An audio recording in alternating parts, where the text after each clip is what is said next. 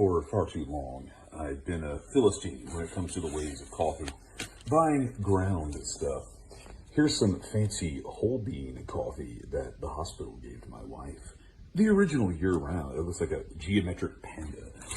And here's our new Amazon Basics coffee grinder. Let's give it a whirl. Oh, baby.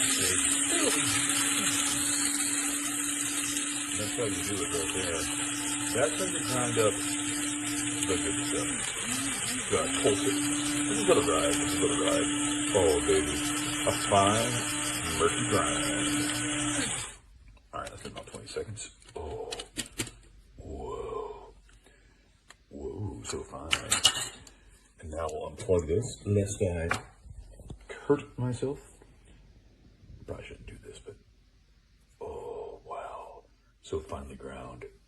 So we're gonna brew up a pot of the good stuff. Thanks to my Amazon Basics coffee grinder. They're not advertising this video or promoting it or whatever. It's just the cheapest one that seemed to be good. So it's caffeine time.